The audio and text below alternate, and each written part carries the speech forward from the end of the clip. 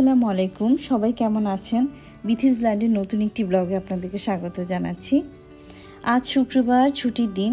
ঘড়িতে এখন বাজে সকাল 10টা। ছুটির দিন বলে একটু দেরিতে ঘুম থেকে ওঠা।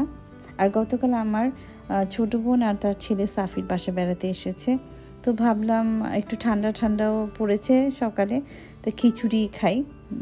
সকালে নাস্তায় খিচুড়ি আর সাথে শুটকি ভর্তা, ফাইসা শুটকি ভর্তা। শুটকিটা ভালো করে ভেজে নিয়েছিলাম, ভালো করে ধুয়ে ভেজে নিয়েছি, আর শুকনা মরিচটা ভালো করে মিহি করে বেটে পেঁয়াজটাকে আধা বাটা করেছি আর দিয়ে দিয়েছি একটু লবণ, ব্যাস হয়ে গেল। বাচ্চারা তো শুটকি খাবে না, তাদের জন্য আছে খিচুড়ির সাথে ডিম ভাজা, আর খিচুড়ির মধ্যে দিয়ে দিয়েছি হরেক রকমের সবজি। এটা হলো মাদের একটা নিনজা টেকনিক, যে বাচ্চারা যেন সবজি খায়। এটা সবসময় আমার আম্মু সবসময় এরকম করতেন। আর এখন নাস্তা শেষে বাচ্চারা এসেছে, শাক তুলবে। সুমনেরা, সামারা, সাফির তিনজনই এসেছে। হ্যাঁ উঠাও। বাবা কিভাবে জানে এই রেবিট আছে? এই যে দেখো,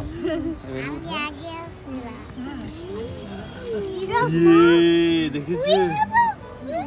উঠাও উঠাও উঠাও। আমি উঠাতেছি এটা। ধরো কিছু ধরো। হ্যাঁ দাও দাও। এই বাবা টান স্মল পুলিশ হয়েছে টান দাও। আমাদের চুপ রেবিট। হ্যাঁ টান দাও টান দাও। থামানা। আরো করো আরো করো আরো করো। এটা করো, এটা টান, সবল টান দাও। যে টান দাও, জোরে টান দাও। হ্যাঁ শাবাশ, শাবাশ, ঠিক আছে ডান।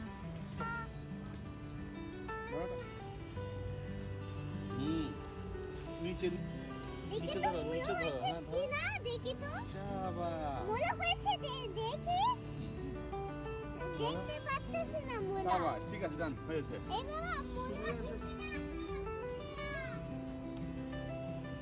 বসো। হ্যাঁ হ্যাঁ বাবা, গ্লাভস লাগবে না, গ্লাভস লাগবে।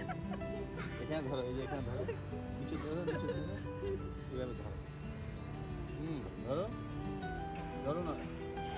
শাবাশ, দেখেছো সুনিরা মুড়া তুলেছে। এই বন্ধ।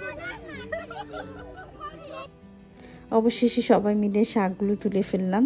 আসলে অনেক ভালো লেগেছে, সবাই মিলে একসাথে মজা হয়েছে অনেক। তারপর ভাবছিলাম যে দুপুরের আয়োজনে কি করব। দুপুরে 12টা অলরেডি বেজে গিয়েছে, তো অনেক অনেক সময় চলে গেল। তো ভাবছিলাম যে হাঁস রান্না করি, হাঁস ভুনা করি, কিন্তু বাচ্চারা একদম হাঁস খেতে একদমই পছন্দ করে না, ইয়াক বলে, ঢাক ইয়াক। তো ভাবলাম তাহলে কি করব, চাইনিজ রান্না করি। তারপর বাসায় দেখলাম অনেক কিছু নাই চাইনিজ রান্নার, চলে গেলাম বাজারে। বাজার থেকে নিয়ে এসে দেন সবগুলো গোছালাম। গোছাতে গোছাতে আসলে অনেক 1:30টার মতো বেজে গিয়েছে, যখন আসলে খাওয়ার সময়। আজকে আসলে সব কিছু দেরি হয়ে যাচ্ছিল। তারপরে ভাবলাম যে দুই বোন যখন আছি একসাথে, মানে চাইনিজই খাই। ও আর আমি একসাথে হলে চাইনিজ খেতে অনেক বেশি ভালোবাসি। আর সবচেয়ে বড় কথা, দুই বোন মিলে রান্না করব, এটা আমাদের জন্য বেশি ইচ্ছা করছিল। দুই বোন একসাথে রান্না করব, গল্পও করা হবে, রান্নাও হবে। তো প্রথমেই এখন রান্না করছি এখানে চাইনিজ ভেজিটেবল উইথ মাশরুম। আদা রসুন কুচি দিয়ে মাশরুমগুলোকে ভেজে নিচ্ছি। এখানে আমি ক্যান্ড মাশরুম ব্যবহার করেছি, আর দিয়ে দিলাম কিউব করে কাটা পেঁয়াজ আর রঙিনী বেল পেপারগুলো। আমি প্রথমে দুই কালারের বেল পেপার নিয়েছিলাম, গ্রিন আর হলো ইয়েলো। পরে আবার ভাবলাম যে না, রেডটাও আমার দেখে খুব ভালো লাগছে, পরে আবার রেডটা নিয়ে আসলাম। রেডটা ছাড়া মনে হচ্ছিল, সবসময় আসলে 2টা কালার ব্যবহার করার চেষ্টা করি আমি, 3টা না। আজকে আমি ভাবলাম যে না, সবগুলো কালার ব্যবহার করব। আর এখানে আমি কিছু সবজি সিদ্ধ করে নিয়েছিলাম ফুটন্ত গরম পানিতে লবণ দিয়ে। ফুলকপি, গাজর, ব্রকলি, পেঁপে, বরবটি 50% মতো সিদ্ধ করে নিয়েছিলাম তখন। আর এখন রান্না করতে করতে বাকিটা সিদ্ধ হয়ে যাবে। আর সিদ্ধ করে কর্নও দিয়ে দিলাম। আমার হাজব্যান্ডও রান্না কত দূর হলো দেখতে চলে এসেছে। সবগুলো সবজি আসলে অল্প অল্প করে আমি কিনে নিয়ে এসেছিলাম, যে চাইনিজ ভেজিটেবলসটা মানে যত রঙিন করা যায় আমার কাছে মানে খুব ভালো লাগছিল যে রঙিন সবজি আর বাসায় রান্না করলে চাইনিজ রান্নাটা আমার কাছে বেশি ভালো লাগে মানে রেস্টুরেন্টের থেকে মনে হয় যে বাসায় খুব আরাম করে খাওয়া যায়।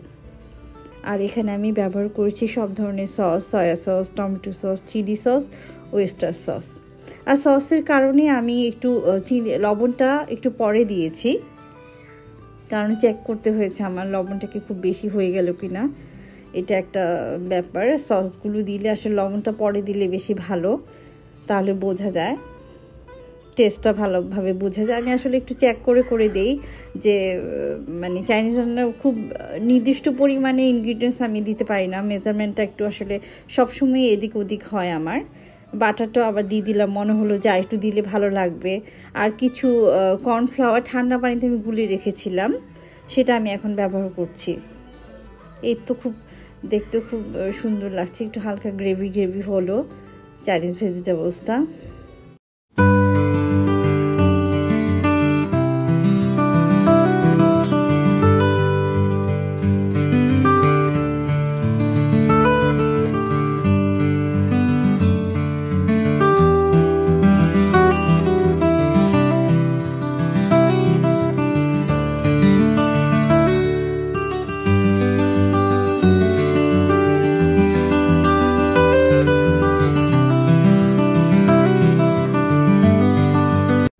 ঘড়িতে এখন 2:30 বাজে। আমি চটজলদি এগ ফ্রাইড রাইসটা রান্না করে নিচ্ছি।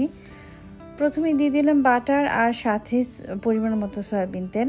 বাটার দেওয়ার সাথে সাথে সয়াবিন তেলটা দিলে বাটারটা পুড়ে যায় না, এই জন্য দিয়ে দিয়েছি। আর দিয়ে দিয়েছি আদা রসুন কুচি। আদা রসুন কুচি দিলে আমার কাছে মানে চাইনিজ রান্নায় বেশি ভালো লাগে আদা রসুন বাটা দেওয়ার থেকে। আর দিয়ে দিয়েছি সেদ্ধ কর্ন আর কুচি করে রাখা বেল পেপার। এদিক দিয়ে বাচ্চারা খেলা করছে, ওদের আর খাবার খাওয়ার কথাও মনে নাই। তারপরে ভাবছি যে কখন এসে বলে যে মা খিদে লেগেছে। সাফির একবার এসে দেখে গেল, বললো যে খালামণি তুমি কি রান্না করছো। তারপর আমি ওকে দেখালাম, আর আমরা দুই বোন এখানে গল্প করছি। সব কিছু গোছানিয়ে আছে, সব মানে খুব বেশি কষ্ট হচ্ছে না রান্না করতে, স্ট্রেসও লাগছে না। আর চাইনিজ রান্নার জন্য তো আসলে খুব বেশি ইনগ্রিডিয়েন্টস লাগে না, যতটুকু লাগে এই আর কি, আগে থেকে গুছিয়ে রাখলে খুব বেশি কষ্ট হয় না।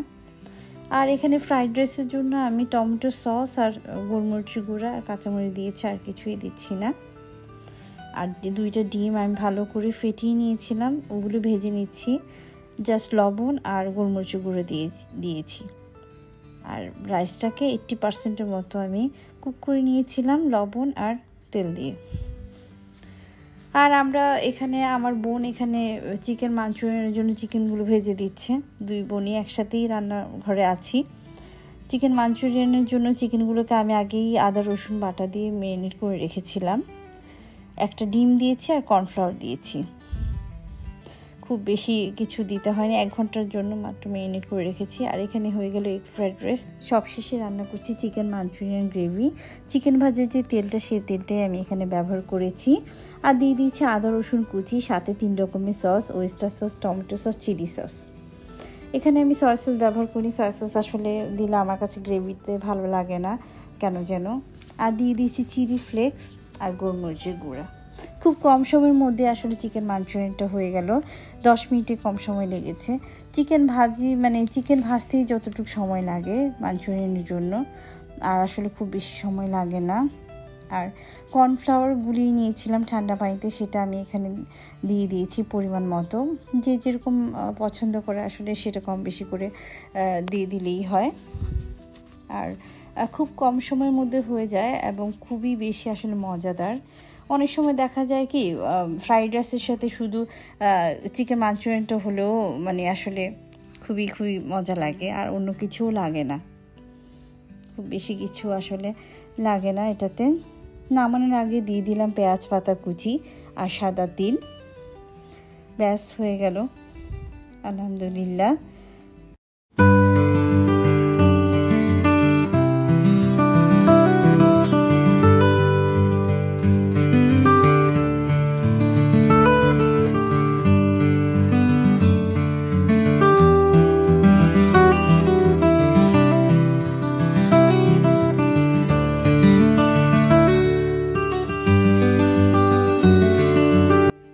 সবাই ভালো থাকবেন, সুস্থ থাকবেন আর আমাদের জন্য দোয়া করবেন।